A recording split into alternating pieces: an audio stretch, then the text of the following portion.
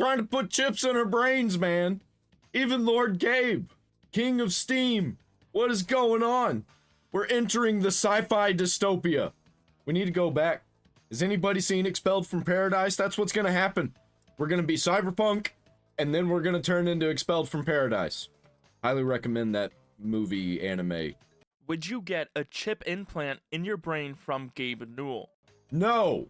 Valve and a different company Gaben founded have been looking into brain-computer technology to revolutionize science and gaming. A few days ago, they revealed a new chip they want to use for future implants. So here's everything you want to know from Valve testing out this tech in games to Gabe Newell's statements and details about his new chip.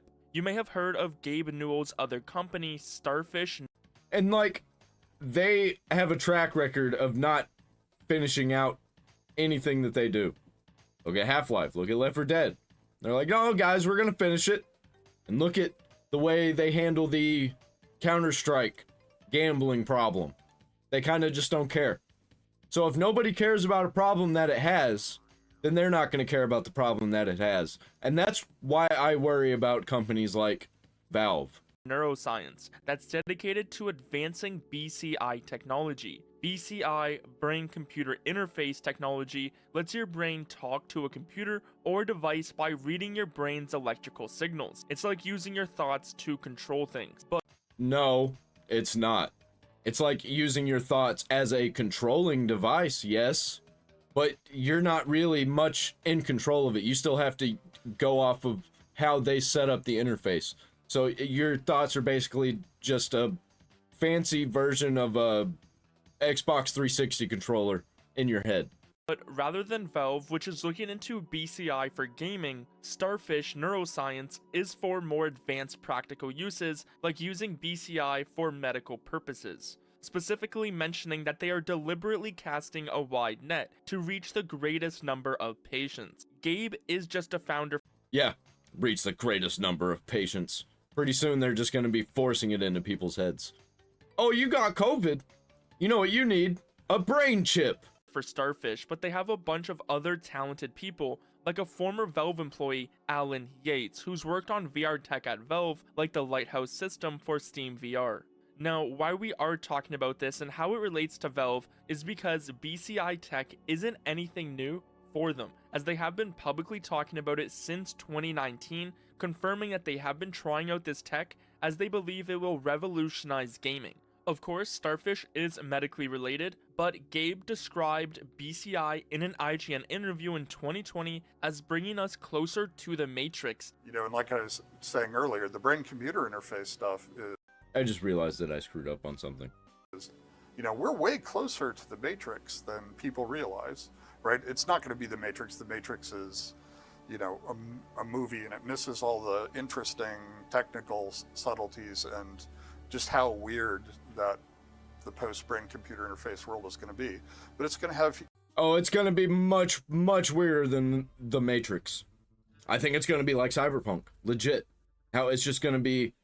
Everything online is going to be unusable. And if you try and go outside the wall that the government has set up, it's crazy nonsense. Good luck. You're probably going to die. A huge impact on the kinds of experiences that we can create for people. Predicting an extinction level event for traditional entertainment, saying, I think that it's an extinction level event for every entertainment form that's not thinking about this. If you are in the entertainment business and you're not thinking about this, you are going to be thinking about it a lot more in the future. Do you see a gaming tie into that, or is it a whole separate sort of concern for you? Not concern, interest. No, I think that it's an extinction level event for every entertainment form that's not thinking about this. True. And everybody that's not using AI, I think, are going to be forgotten about. I think AI is probably going to be the future, where we're just going to be generating our own movies. We won't need to go back and watch the garbage movies that people have come up with. You know, if you're, it's going to change.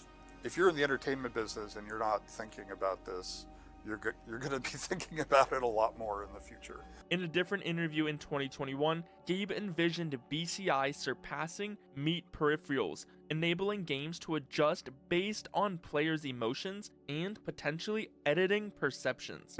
Yeah, so it's going to get to the point where you don't even have to prompt the thing to be made. It's going to read how you want something made, what you want from it, and make it for you with no work involved at all. That would be insane. It's indistinguishable from science fiction now. Our ability to create experience in people's brains that are not mediated through their meat peripherals will actually be better than is possible. Like, so you're used to experiencing the world through eyes, but eyes were created by this low-cost bidder who didn't care about failure rates and RMAs, and if it got broken, there was no way to repair anything effectively. So Newell also believes that brain chips could make games amazing. He said BCI could make... I don't care. I don't care how amazing everything is. Nope. Not doing it. Virtual worlds feel better than real life by reading your thoughts and feelings. You know, it's like, totally makes sense from an evolutionary perspective, but is not at all, reflective of consumer preferences. So the visual experience, the visual fidelity will be able to create through, the real world will stop being the metric that we apply to the best possible visual fidelity, and instead it's like the real world will seem flat, colorless, blurry compared to the experiences that you'll be able to create in people's brains.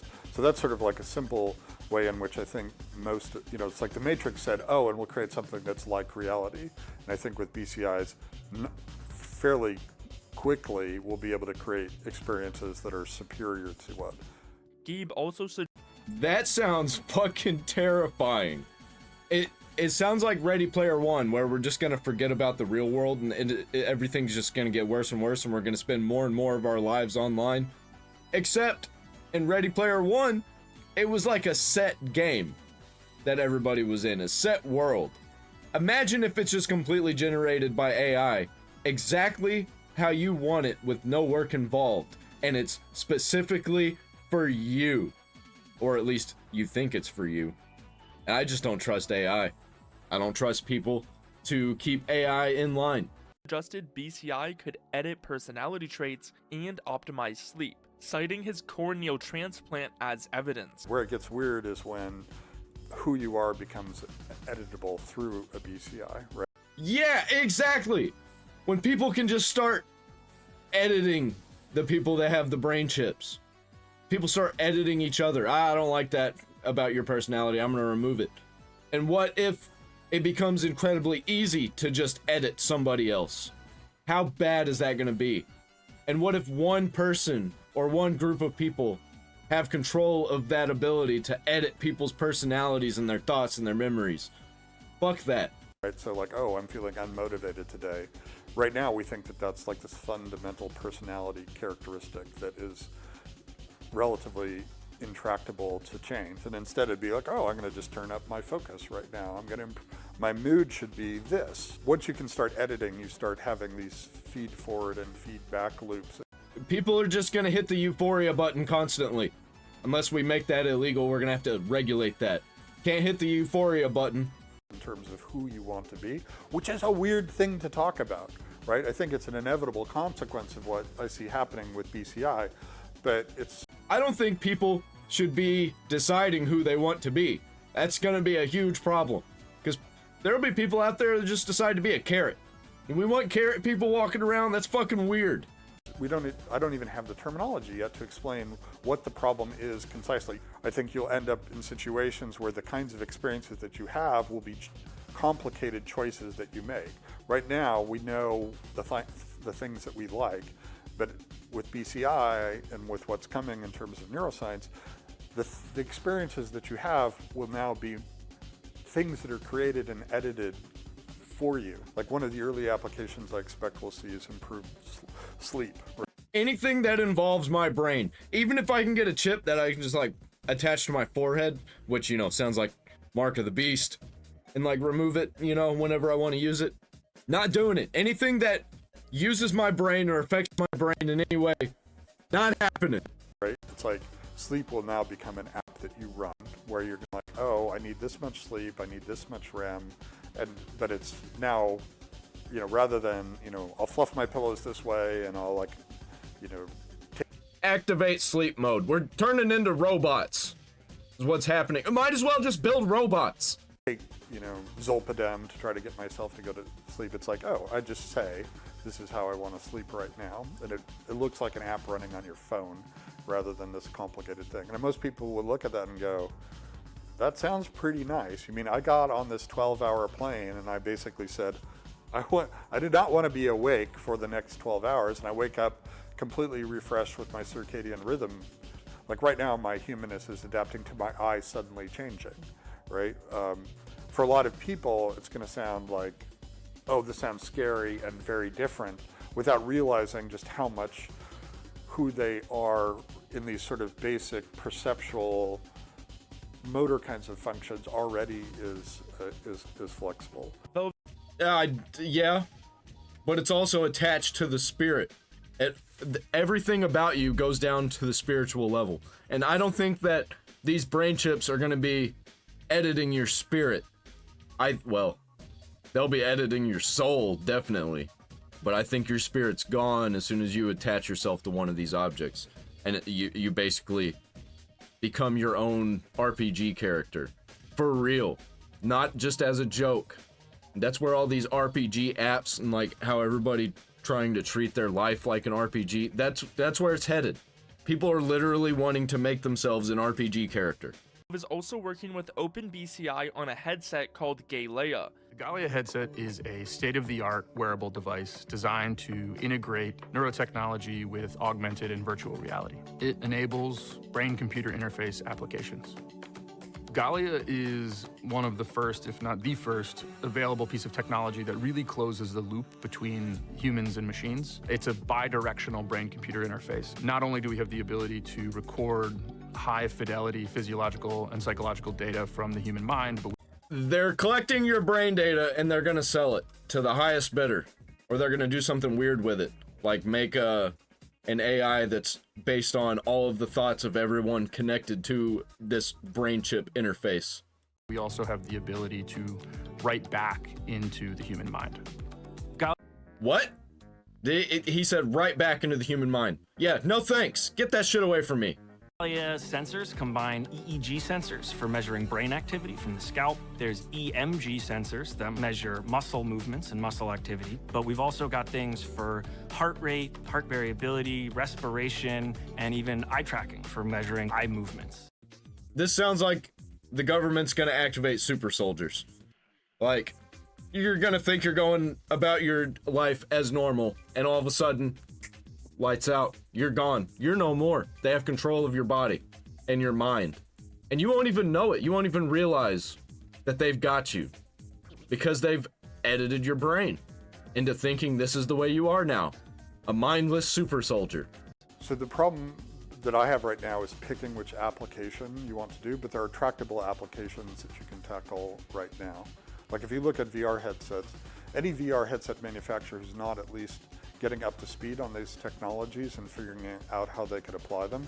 Like we're working on an open source project so everybody can have high resolution read technologies built into headsets in a bunch of different modalities. And that's, like if you're a software developer in 2022 who doesn't have one of these in your test lab, you're making a silly mistake, right? So I think software development for interactive experiences, absolutely you'll be using one of these. I think he's saying basically like, if you haven't already started, it's too late. Modified VR head straps to be doing that routinely, simply because there's just too much useful data. In 2019, the same year Too much useful data. You know, I've turned back around. I don't like Gabe anymore. He's scary. He's turning into a dystopia sci-fi villain. Starfish Neuroscience was founded, a Valve employee, Mike, who is an experimental psychologist, held an hour-long keynote talking about this exact subject and the future of gaming with brain-computer interfaces. I'll just stick with my computer, my regular computer, that I can keep it offline, man. And I'll just play all of the games in my backlog forever. I've got more games than I could possibly ever get through in my entire life. I'll just do those if there are gonna be no more games for regular systems and it's all just gonna be brain games. I ain't playing no mind games. He first points out the limitations of current gaming interfaces, issues like input mapping, latency, bandwidth, and reliance on player memory. Again, we're mapping intent to on-screen output. We're doing it with reasonable latency. You have to think a thought and translate it into a finger movement or a hand movement or a wrist movement. We have restricted bandwidth. We can only do so much at once. How many different keys can you press at once? We're starting to add a widening array of input patterns, and we are getting more naturalistic movements, right? And these are great, right? Like they work for current generation games, and that's fine. But I guess the question I'd like to ask you guys is, what happens if we didn't have to use them? How would you imagine an ideal interface?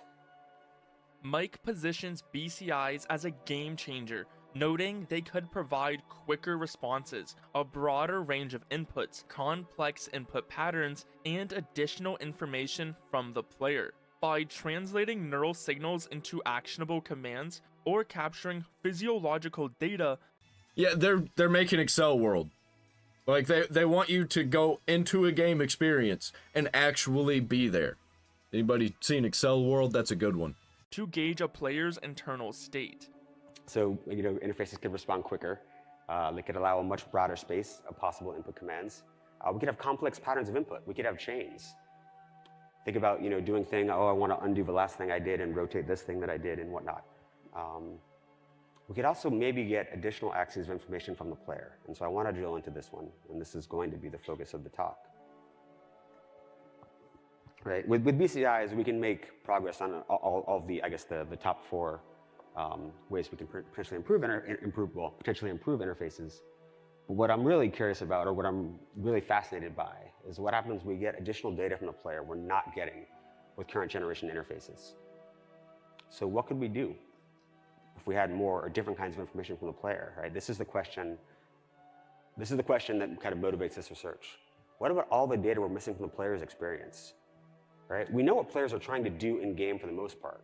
We got to figure out how we can extract more data from their brains. We got to extract all the data. We know if they're jumping or reloading or selecting a character, right? Or trying to attack.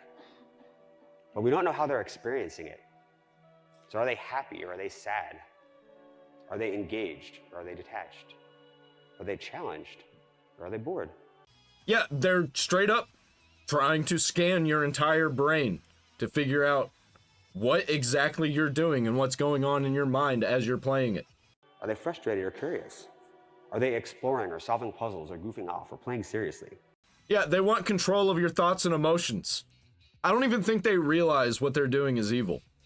Are they learning something new? Are they learning something old? Are they distracted? Are they remembering something? Are they speaking to a friend? Are they getting angrier? Are they getting happier? Right? So do we actually need any of this? Maybe not, but I would like to find out. I guess like a hypothesis I'm going to make in this talk is that we would get an improved player experience and a qualitatively different player experience if we had access to internal states and emotions and cognitions and decisions. And so I hope at the end of this talk you can kind of see at least why I believe this, and maybe you might feel similarly. He envisions BCIs transforming gaming in 3 ways: enhancing playtesting, enabling adaptive gameplay, and possibly replacing traditional controllers entirely. Mike dreams of a future where gameplay is no longer one size fits all. It's tailored to the player. It's no longer a game for everyone. It's a game for you. Until they've got total control and it won't matter, they won't have to make games anymore. Real life will be the game for the people that are in control, and you're going to be the pawn. They're going to be the players and you're the NPC now. Congratulations. Right? Just as players respond to the game, games can start to respond to the player. If these are the kinds of gameplay experiences you like, well, we can start to give you more of them. We don't like Trump. We don't like Trump supporters. So let's flip the switch on everybody that's got this brain chip inside their heads and make them just crash out, go insane against Trump. Because we have to do everything we can to stop this guy. Stuff like that's going to happen. Less of the ones you don't. Right? Games will start to learn how players want to play their games. And as a consequence, Gameplay becomes adaptive and personalized. We start modifying aspects of the game, the difficulty, the individual components of the gameplay, the rewards, the teammates, the weapons you get. We change the visuals, the sound, the interfaces. All of this can adapt to what you're feeling and experiencing. Right? So gameplay is no longer one size fits all. It's tailored to the player. It's no longer a game for everyone. It's a game for you. Yet he also acknowledges some hurdles like neuroscience gaps, noisy data, hardware costs, and privacy concerns, asking, what if BCIs are not a necessity? What if BCIs are not a necessity? What if players don't see benefit? What if we as developers can come up with ways to take advantage of having insight into internal state? Like, I do believe I can see clearly how this would happen. Like, I laid out, a variety of ways I thought we could, get better data from playtesting and design gameplay experiences that don't exist. But I absolutely could be wrong, right? This is theory. I'm describing things in the abstract, and it's easy to make things in the abstract sound cool. While full BCI integration might be decades off, he remains. I don't think it's decades off. I think maybe 5-10 years, because we've already got people with brain chips in their heads doing things, playing games with them. Like playing Call of Duty. I don't think we got long, maybe not even 5 years, before we start seeing normal people getting brain chips. We start seeing famous people getting brain chips, supposedly. Maybe they won't be, and they'll just say that they got it. Hopeful, concluding, in the future, I very much hope this is how we play. He even showed off an alien swarm experiment they did behind the scenes. Here's a screenshot from Valve's best-known game, Alien Swarm. Came out a while ago. It's a top-down shooter, awesome game, a lot of fun to play. This is an experiment we did a while ago, where we used physiological signals, physiological arousal, as an input to the game. We gave you 4 minutes to kill 100 enemies, and the timer would tick down quicker if you got more aroused, if you got more excited, which would then cause you to get even more excited, and then it would tick down even quicker. And so you get a negative feedback loop. And so, it's one design that may or may not actually end up being suitable for consumption, but you can start thinking about novel kinds of gameplay experiences when physiological data becomes an input, a direct input to the game. Imagine a spy game where you actually have to be a spy and fool people with your voice, your words, your behavior, and your thoughts. I can see how they can use this ramp up anxiety system where you get excited over more and more enemies being around you. I could see how they could use that on super soldiers to make you go absolutely insane and use every muscle in your body, every bit of strength to take out everything around you. And we get to design games that are adaptive. That's probably covers a lot. I probably should have made that, use a larger font for that point, but hopefully I've made the case as to why I think that's interesting. And the same for replacements for traditional interfaces, right? The end game. New kinds of experiences become possible. So when can all this happen? Well, we actually have to start doing the work, but we can start making progress on playtesting and adaptive gameplay now. Adaptive games might take a few years to get going, but we can start the process now. And then interface replacements, well, again, people are working on things now, but could be very, very far away. So I don't know exactly when all this will take place, but what I do know is that in the future, I very much hope this is how we play. So thank you very much. No. Get out of here. We gotta stop it now. I don't think anybody's gonna stop it. I think it's just gonna keep getting worse and worse and worse. And I straight up think, we probably already have made the mark of the beast. And this seems like an iteration of it. No thank you. Now, why we are talking about all this is because in a recent blog posted on May 20th, 2025, Starfish revealed a new chip for miniaturized ultra-low power electrophysiology. That's a lot of big words. That sounds really dystopian sci-fi and scary. No. They're building a tiny energy-saving chip for brain research that could change how we understand and treat the brain. Yeah, change how we understand and treat the brain. You mean control it? Current brain devices are big and use a lot of power, but Starfish wants to make something small, smart, and wireless. The current problem, though, is that most brain tools today focus on just one part of the brain. However, many brain problems involve multiple areas working together incorrectly. Right now, we can only read one part of the brain. We're learning how to control it. Pretty soon we'll be able to read the entire brain and control that. And then we'll have our mindless super soldiers who just manufacture things for us, the rich people. Current devices are too bulky and power hungry to fix this. So this is where Starfish wants to develop a new class of minimally invasive distributed neural interfaces that enable simultaneous access to multiple brain regions. Yeah, see, I told you. They're trying to figure out the whole brain. Are working to build new technologies that allow for the recording and stimulation of neural activity. Recording! That's the red flag right there, recording!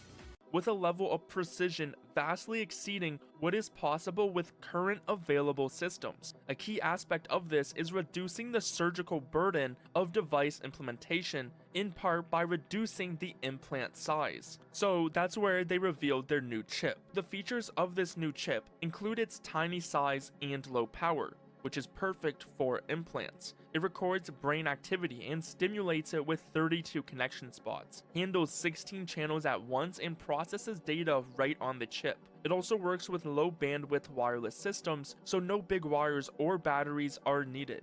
They also state, we designed this chip with the intent of future integration into a fully wireless, battery-free implant. Therefore, it has the flexibility to work under different power or data constraints. For example, amplifiers can be disabled to save power, and communications interfaces are flexible enough to support easy integration with most microcontrollers. What if you do get access to the entire brain and you're allowed to write information, or maybe you're not allowed to? Allowed to? I'm losing my voice. Maybe you're not allowed to, but the capability is there. There's just restrictions on it. What if some hacker gets in there? Or what if the software has a bug? Yeah, fuck that. At the same time, we are also actively developing tiny low-power electronics and expect to have more to share on that progress in the future. We anticipate our first chips arriving in late 2025, and we are... That's this year. See, I thought it was gonna be like 5 years. No, they're doing it this year. And in 5 years, it'll just be everywhere. It'll be too late. It's already too late. Interested in finding collaborators for whom such a chip would open new and exciting avenues. Now, of course, Starfish Neuroscience is not Valve, but we know Valve has been exploring brain-computer interface technology for years now to revolutionize gaming. And it'll probably be used for gambling. The details in Starfish's recent blog post about their custom chip directly align with Valve's vision for immersive, thought-controlled gaming experiences, where they want to make a chip for multiple uses. So with shared leadership through Gabe Newell and a clear overlap in technological goals, this chip could play a pivotal role in advancing Valve as well. So what are your thoughts on having a chip in your brain that could control and change how you play video games? Of course, there are already things like this out there like Neuralink, where some are already gaming on Counter-Strike, but this has a completely different goal. Oh, it was Counter-Strike? I thought it was Call of Duty. It might have been both. Where not only can you play with your brain, but you would also be able to adjust game difficulty based on your emotions. If anyone would advance gaming to this technical level, it would be Gabe Newell and Valve. So with Gabe also being a co-founder of this science company that works on this exact same thing, there definitely is a connection there. So would you get an implant of this Gaben chip in your brain? No, absolutely not. This sounds like the first iteration or an iteration of the Mark of the Beast. Sounds like they're going to be trying to control our brains. They're going to be trying to create super soldiers to fight against China so we can also manufacture goods for rich people. We're going to be eating cricket bricks, probably made out of people. Soylent Green, all that. It's going to be Ready Player One times 10. Get that shit out of here. I got t-shirts down there in the description. I'm out.